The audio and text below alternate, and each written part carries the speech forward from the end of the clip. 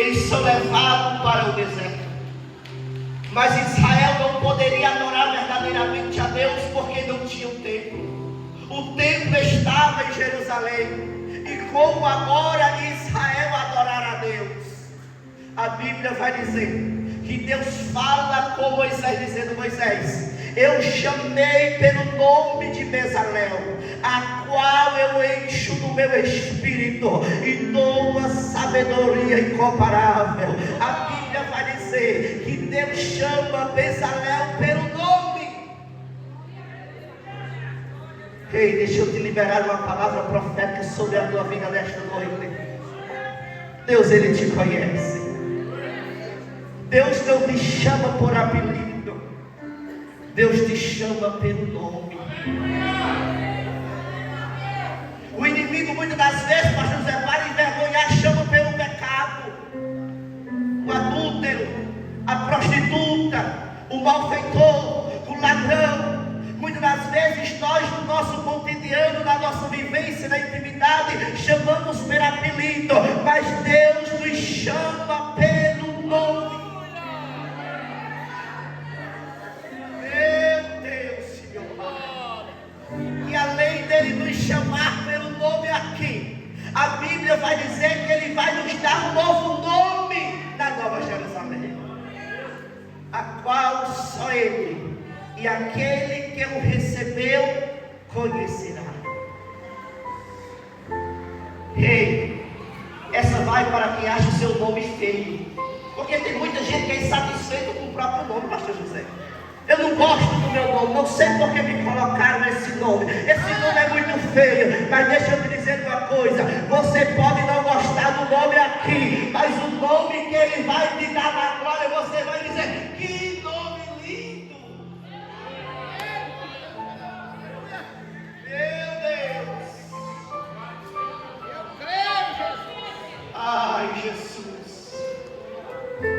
Jesus vai te dar um nome, irmão, e você vai dizer: Jesus, que nome é esse? Que nome lindo, Jesus! Porque o que Jesus faz é lindo, missionário brasileiro. O que Jesus faz é perfeito. O que Jesus faz, você não encontra falha de modo algum. E Deus chama Bezalel pelo nome. Mas Deus não apenas chama, Deus, Ele capacita. Ei, essa vai para quem está dizendo que não faz porque não sabe. Essa vai para aquele que não faz porque diz: eu não sei. Deus, Ele não escolhe os capacitados, mas Ele capacita os seus escolhidos. Se Jesus te chamou, se Jesus está mandando fazer, faça, porque Ele vai te dar estratégia, Ele vai te dar sabedoria, Ele vai te dar entendimento para você fazer e fazer bem feito. A Bíblia diz que agora Deus, quando chama Bezalel, Deus enche do Espírito. O primeiro registro bíblico que nós temos de alguém que foi cheio do Espírito de Deus é Bezalel. Bezalel foi cheio do Espírito de Deus antes que houvesse o derramamento do Espírito sobre a terra. Se não for assim, a Bíblia é mentirosa. A Bíblia vai dizer que o Espírito de Deus o encheu de sabedoria. A sabedoria de Bezalel não era meramente uma sabedoria comum, não era meramente uma sabedoria adquirida com a experiência do fazer, não era meramente uma sabedoria de méritos humanos. A sabedoria de Bezalel era além, era extraordinária, porque o próprio Deus que o dera. A Bíblia vai dizer que Deus encheu de sabedoria, encheu do entendimento, encheu da ciência em todos os artifícios. Mas por que Deus faz isso? Porque Bezalel era artesão. Um artesão da tribo de Judá, filho de Uri. Talvez muitos passassem por Bezalel e dissessem o seguinte: Esse daí só sabe mexer com madeira. Muitos passavam por Bezalel e diziam: esse daí só sabe mexer com prata. Muitos olhavam para Bezalel e diziam: esse daí só sabe mexer com ouro. Mas Deus estava olhando e estava dizendo: é uma preciosidade. Deus estava olhando e dizendo: é útil. Deus estava olhando e dizendo: eu vou usar. Deus estava olhando e dizendo: é um instrumento nas minhas mãos. Eu vou encher de sabedoria, eu vou capacitar e vou mostrar que grandes coisas Ele pode fazer em meu nome. Muitas das vezes alguém pode olhar para mim, para você, e dizer: mais um. É simplesmente mais um. Não vai dar em nada, não vai ter sucesso, não vai prosperar. Mas Deus está olhando e está dizendo: eu vou fazer coisa nova, eu vou fazer coisa grande, eu vou fazer coisa extraordinária, a tal ponto que vão olhar e vão dizer: não pode ser, mas como pode isso ter acontecido? Ei, deixa eu te dizer uma coisa: quem viver verá, quem vê o antes não vai acreditar no depois. Deus toma Bezalel.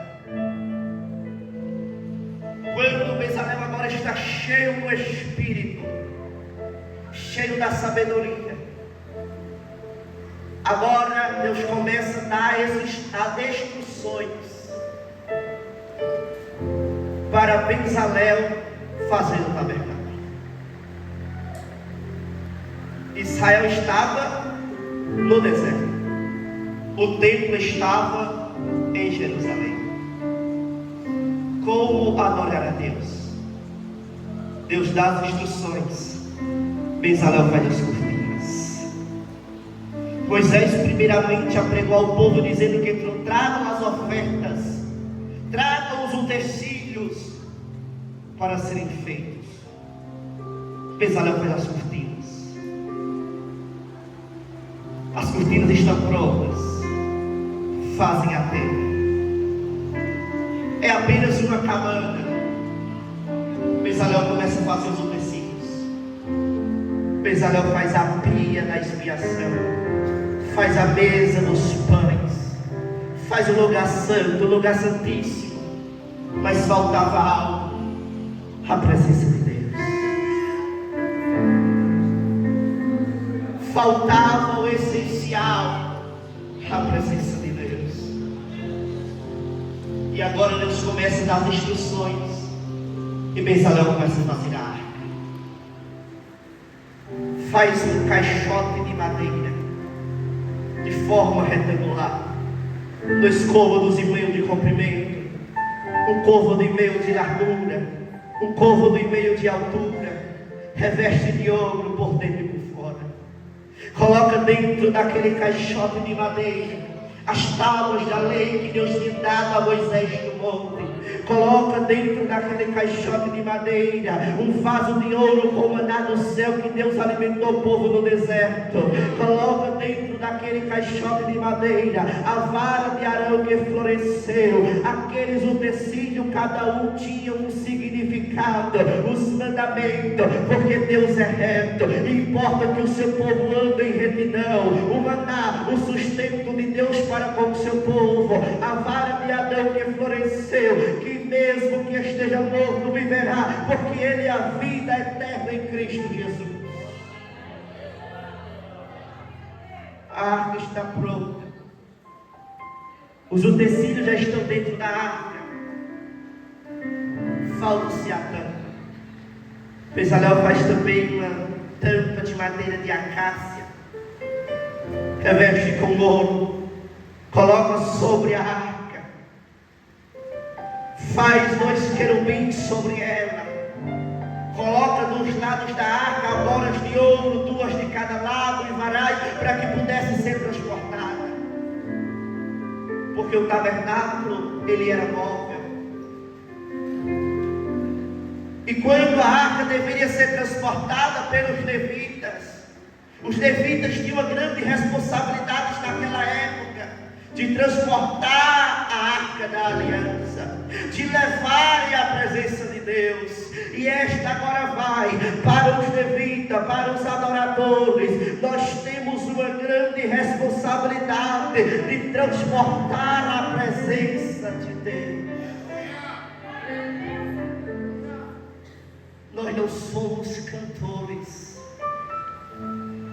porque cantor o mundo está cheio. Uns canta e outros encanta. Mas para Jesus nós adoramos e bendizemos o seu nome, da beleza da sua santidade, porque importa que os verdadeiros adoradores adorarão o Pai em espírito e em verdade. Bezalel faz a arca. A arca é colocada no lugar santíssimo, ou santo dos santos, no lugar onde estava a presença de Deus, aonde apenas o sacerdote podia entrar, aonde não era permitido todo mundo adentrar. E deixa eu te dizer uma coisa: a presença de Deus é santa, a presença de Deus é séria. Nem todos podem entrar. Para acessar a presença de Deus, tem que reconhecer o sacrifício da cruz, tem que reconhecer Deus como Senhor e Salvador da nossa vida. Para entrar na presença de Deus é preciso derramar-se diante da glória dele, é preciso quebrantar o coração, porque somente assim a glória pode descer.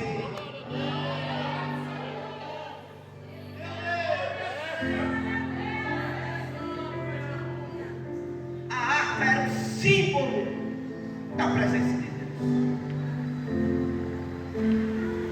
E se diante de apenas um símbolo, nem todos podiam entrar, imagine na glória plena.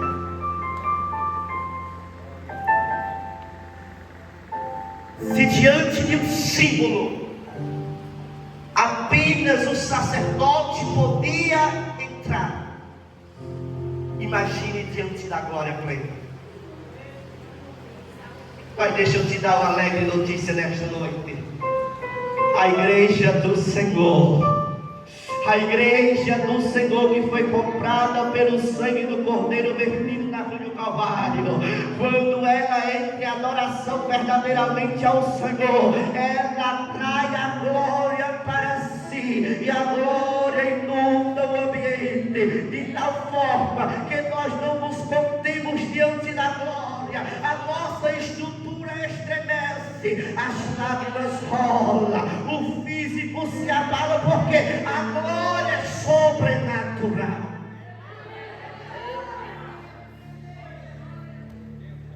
Bezalel teve esse feito, fazer os utensílios do tabernáculo, fazer a arca da aliança, que simbolizava a presença de Deus. A presença de Deus não podia ser colocada em qualquer canto. A presença de Deus não podia ser transportada de qualquer forma. Os levitas, ele tinha essa preocupação de como transportar a arca da aliança, de como levar a presença de Deus. E nós muitas das vezes, irmãos, quando eu digo nós, para não incluir apenas você, muitas das vezes nós estamos ignorando esta presença. Muitas das vezes nós, quanto igreja, estamos ignorando esta presença. Mas deixa eu te dizer uma coisa: a presença de Deus, ela alegra. A presença de Deus traz vida, a presença de Deus cura, a presença de Deus transforma, a presença de Deus liberta. Então, se você quer sair daqui nesta noite cheio da glória, começa a buscar a presença. Talvez se você chegar aqui enfermo nesta noite e quer sair curado, comece a invocar esta presença. Se você chegou daqui triste e quer sair alegre, comece a invocar esta presença.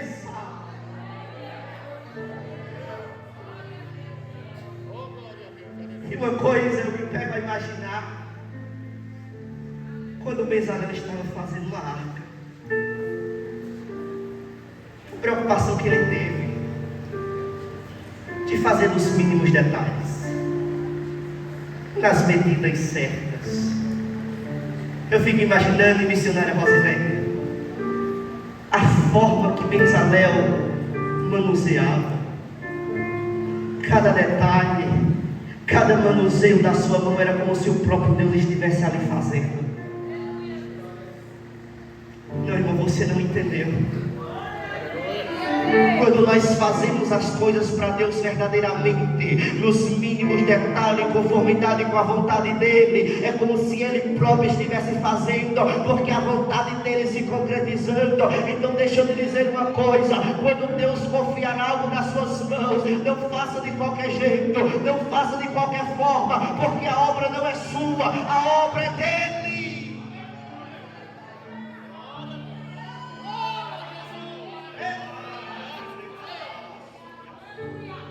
Quantas das vezes nós queremos fazer de qualquer jeito. Eu posso até fazer para pastor Francisco de qualquer jeito, irmão, mas para ele não. Posso até fazer para pastor José de qualquer jeito. Pastor, não está vendo bem, vou fazer aqui uma comparação, depois se der errado, eu coloco a culpa em outra pessoa e vou embora. Mas deixa eu te dizer uma coisa: o dono da seara está vendo os teus feitos. A semente que você está plantando, Ele está vendo aonde você está colocando. Se você está regando, se você está zelando, se você está velando para o crescimento dela. Ai, Jesus, meu Deus. Eu fico imaginando Bezalel cortando uma madeira de acácia, dizendo: Bezalel, o comprimento é de 2 côvados e meio. Bezalel mediu: peraí, Senhor, eu tinha medido errado, eu vou serrar aqui. Meu Deus, o que eu quero dizer com isso? Muitas das vezes Deus está falando, Deus está dizendo: filho, é dessa forma, é desse jeito, é por aqui, faz assim. E nós estamos negligenciando a voz de Deus, nós estamos ignorando a voz de Deus e fazendo do nosso jeito. Mas deixa eu te dizer uma coisa: do nosso jeito não dá certo, só dá certo se for do jeito dele. Aí nós fazemos do nosso jeito, e quando dá errado, nós colocamos a culpa em Deus, Joel. Mas Senhor, estou na tua casa, eu estou decidindo, eu estou fazendo isso, eu estou fazendo aquilo. Eu disse: filho, vem cá, eu mandei tu ir por onde? Ah, o Senhor me mandou ir pelo caminho da direita. E tu foi por onde? Ah, Senhor, eu fui pelo caminho da esquerda. Eu cheguei e disse: filho, eu te mandei por onde? O Senhor mandou eu ir para a frente. E para onde tu foi, eu recuei, Senhor. Ai, Jesus. Quando Deus falou com Gideão: diga aos cavalos e medrosos que voltem, Deus estava dizendo: não serve. Aquele que anda para trás não serve, porque o nosso alvo é o céu, e nós temos que marchar triunfante em direção ao céu de glória, porque Ele nos comprou com preço. A Bíblia vai dizer que o céu é tomado à força e dado ao povo zeloso de boas obras. A Bíblia diz que não é por força e nem por violência, mas a Bíblia diz que foi tomada à força. As coisas de Deus é com ordem e decência. Mas lá no mundo faz: eita Jesus, pinto 7, desenho 8 e bordo 9. É tudo normal. Não, na casa do Senhor não pode dar glória alto, porque é escândalo, chama atenção. Toca a buzina em Sião, igreja, e perturbe-se os moradores da terra.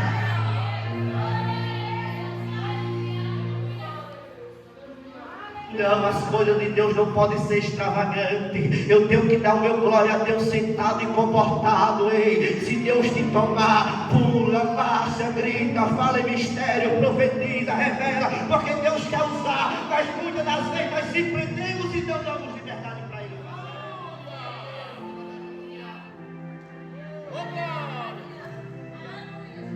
Bezalel, ele tem, irmãos, a preocupação de fazer nos mínimos detalhes. Senhor, o Senhor quer como? Eu quero um caixote de madeira de acácia. Mas Bezalel podia ter ido e pego um cedro. Podia ter pego um pequim. Mas ele pega a acácia. Senhor, o caixote está feito. O Senhor quer que faça o que agora? Reveste de ouro. Bezalel podia ter revestido de bronze, de prata, de cobre, mas não, é ouro. Senhor, o que o Senhor quer que coloque dentro?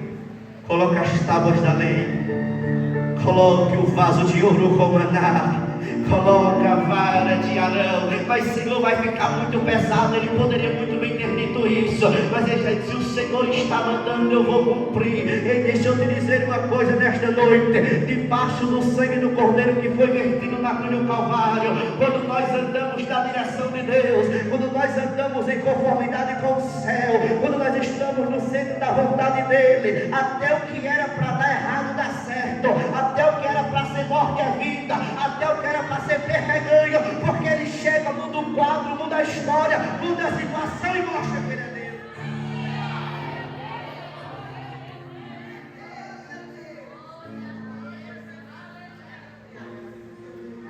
Mas nós estamos vivendo em um tempo da atualidade, e a geração da atualidade, pastor José, é uma geração cheia de querer. Só faço se eu quiser. Não tem quem faça. Ninguém é obrigado a nada. Aí Deus está olhando, né, filha? Então eu não sou obrigado a te abençoar. Eu não sou obrigado a te livrar. Nós somos uma geração, irmãos, do querer. Eu quero. Aí eu tenho que dizer: eu exijo. Coisa que é alguma coisa diante de Deus. Ei, tu é apenas vaso e de barro.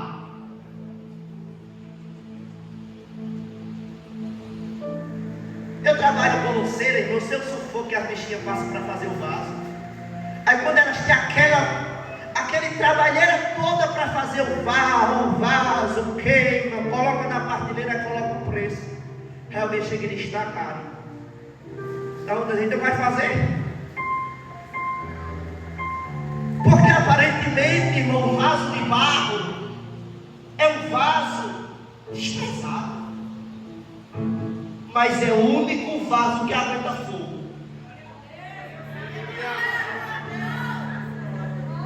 Pega um vaso de ouro e põe no fogo para tu ver, o bichinho vai derreter. Vai até diminuir a quantidade. Pega um de prata, um de madeira, o bichinho fica só a cinza. Mas põe um de barro. Sabe o que Deus está dizendo? Que o que tem aparência para muito, o que tem valor para muito, para ele não serve. Você lembra quando Deus manda Samuel ir até a casa de Jessé? Ungiu o rei para Israel. Jessé, cadê teus filhos? Lá está aqui. Vem Eliabe, Abinadab, Samar, Obu, bonito assim como eu. Viu? Você é calcado, fica tudo rico, pastor. Aí Samuel, esse daí. Deus, não, Samuel, não é esse daí não. Então é esse outro, Senhor, também não é esse daí não. Senhor, esse daqui. Não, Samuel, olha Samuel, peraí, tu está se atentando para a aparência. Tu está vendo o que os teus olhos estão vendo. Ei, deixa eu te dizer, os nossos olhos são traiçoeiros e enganadores, porque a consciência nos olha a soberba da carne. Ele disse: Samuel, eu olho o interior. Eu não vejo como os homens veem.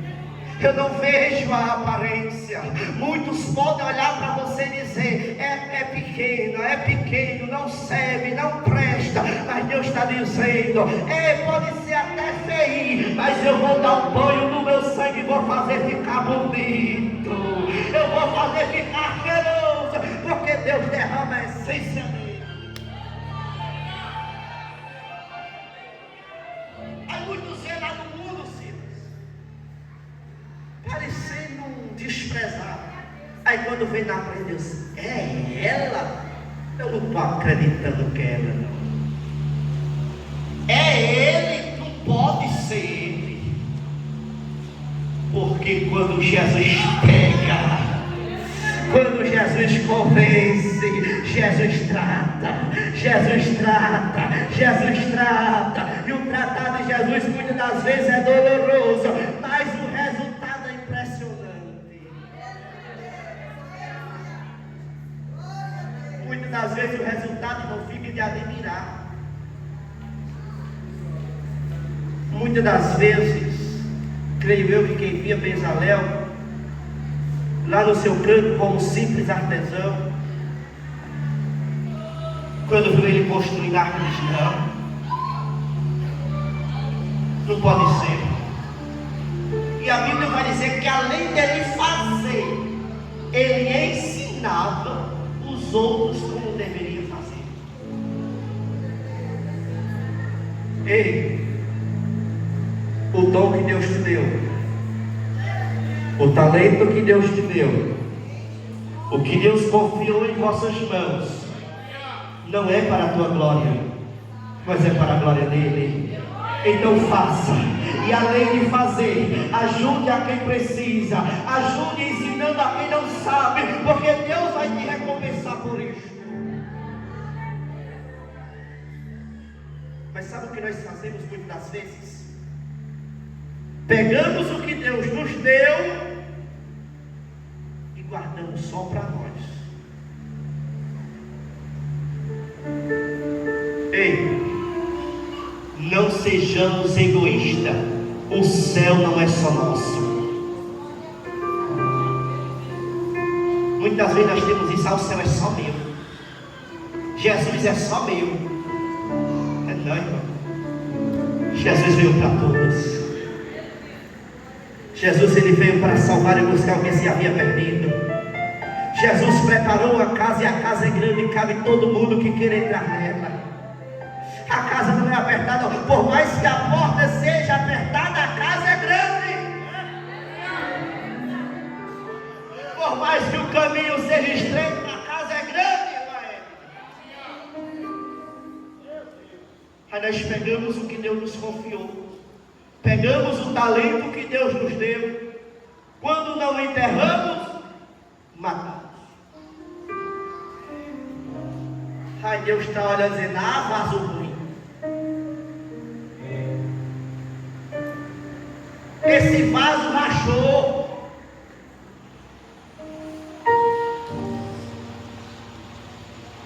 Ei, o que Deus te deu não foi para você colocar numa vitrine de exposição.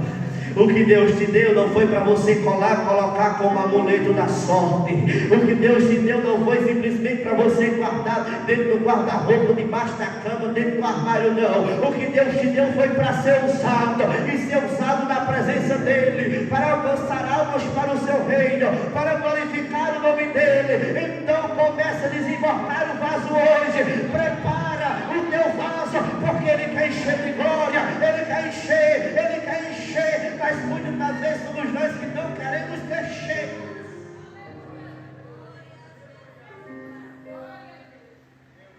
Eu preguei há alguns dias atrás, creio que foi no culto de mocidade, e eu dizia o seguinte: que ninguém toma água de boca fechada. Ou faz um teste, chega em casa, pega um copo de água, põe na tua boca. Você livre-se dela não entrar pelas narinas. Ninguém consegue tomar água de boca fechada. A água representa o Espírito Santo da verdade, o Espírito Consolador que foi nos dado quando Jesus partiu para a glória junto do Pai. Ninguém é cheio do Espírito de boca fechada. Ninguém enche o vaso se o vaso estiver tampado, e o vaso não enche se ele estiver fechado. Então abre a tua boca, começa a invocar o céu, começa a provocar o céu, que ele vai encher o vaso que vai ser transbordante.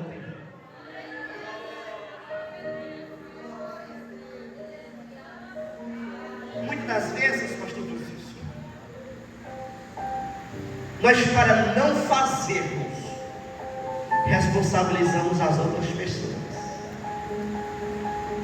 Deus chega para mim, e vou usar eu como exemplo: Biel, faça isso. Ah não, Senhor, tem tanta gente mais capacitada que eu.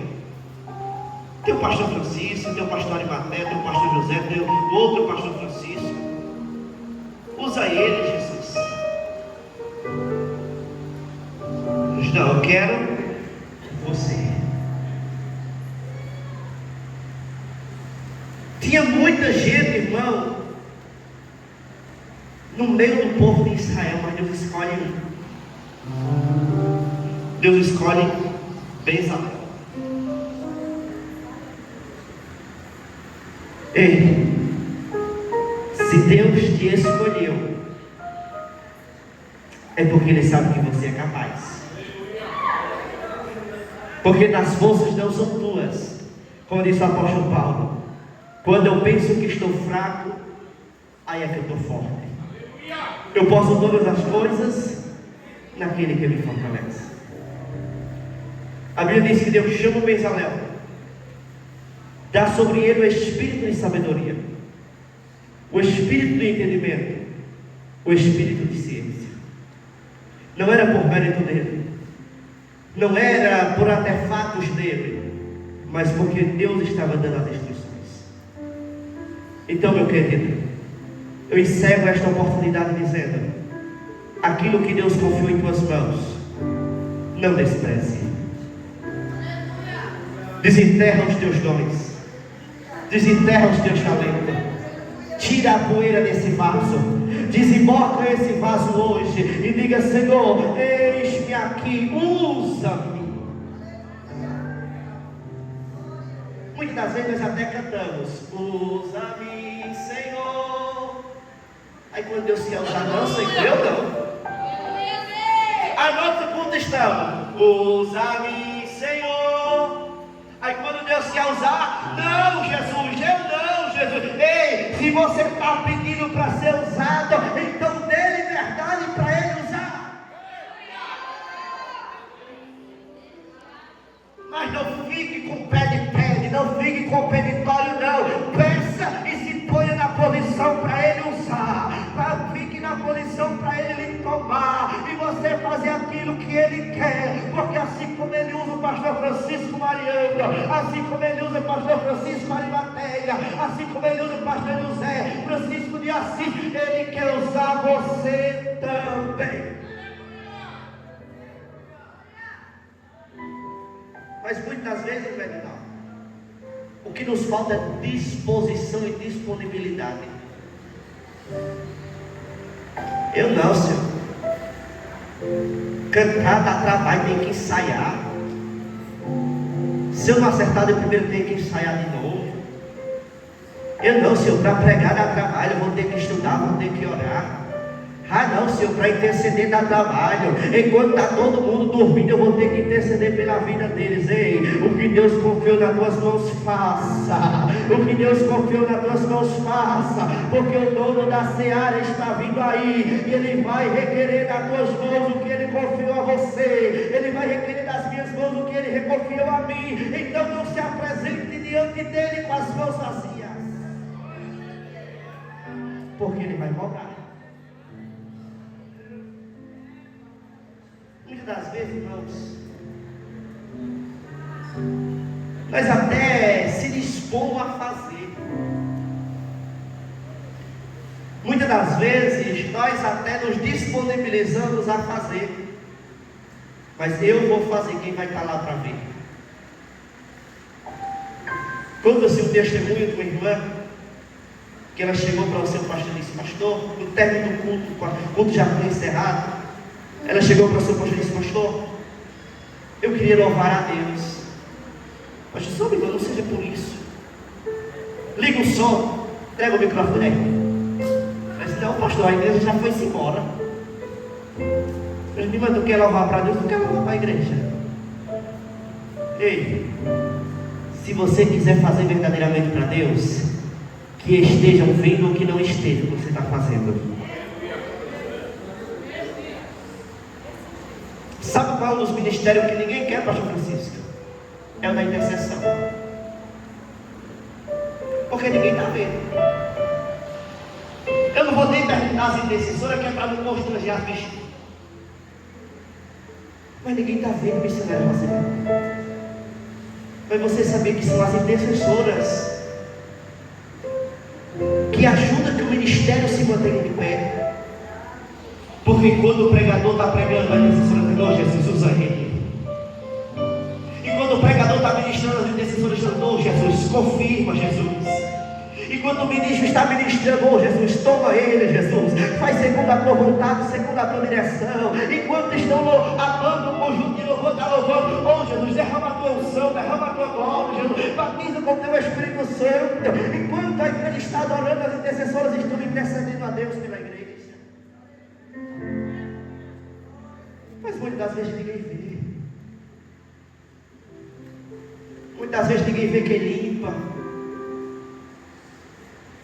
Muitas das vezes ninguém vê quem está limpando a igreja, quem está lavando o banheiro.